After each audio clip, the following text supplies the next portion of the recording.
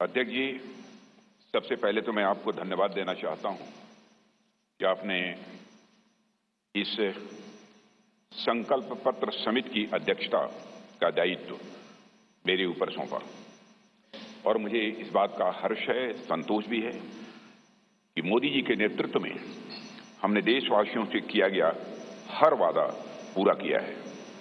चाहे 2014 का संकल्प पत्र हो या फिर 2019 का घोषणा पत्र हो, मोदी जी के नेतृत्व में हमने अपने हर संकल्प को पूरा किया है। जब मोदी जी के नेतृत्व में हम 2014 के लोकसभा चुनाव लड़ने जा रहे थे तो उस समय मैं पार्टी का राष्ट्रीय अध्यक्ष था। Doctor Murli Manohar Joshi ji manifesto committee के चेयरमैन थे। मोदी जी के आग्रह को ध्यान में रखते हुए पार्टी का जो संकल्प पत्र तैयार किया गया था उसमें इस बात का विशेष ध्यान रखा गया था कि जो भी संकल्प हम देश के सामने रखें उसे हम निश्चित रूप से पूरा करें। मित्रों, भाजपा अपने संकल्प पत्रों के माध्यम से जहां स्वाभिमानी और सशक्त भारत के निर्माण का रोड मैप प्रस्तुत करती है, वहीं समाज के हर वर्ग के विकास और कल्याण के प्रति अपनी प्रतिबद्धता को भी देश के सामने रखती है। 5 साल पहले 2019 में संकल्पित भारत, सशक्त भारत के उद्घोष के साथ जो घोषणा पत्र हम लेकर आए थे उसमें हमने आजादी के 75 वर्ष पूरे होने पर भारत की एक संकल्पना रखने के साथ साथ 2047 के भारत की भी रूपरेखा देश के सामने रखी थी।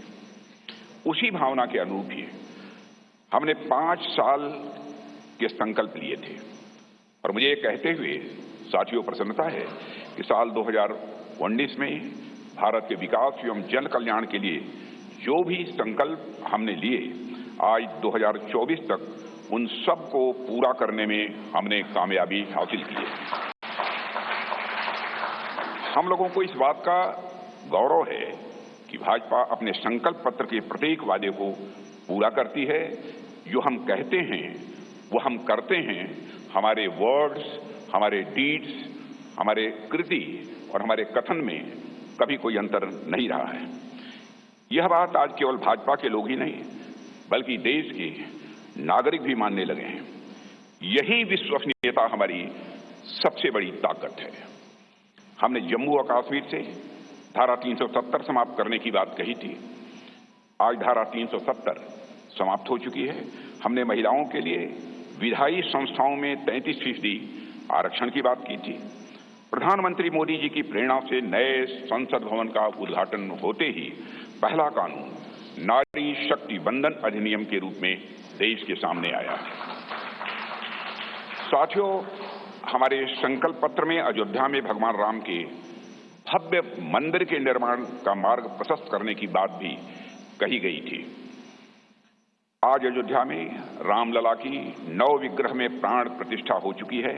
हमने अपने संकल्प पत्र में आत्मनिर्भर भारत के निर्माण की दिशा में कदम आगे बढ़ाने की बात की थी।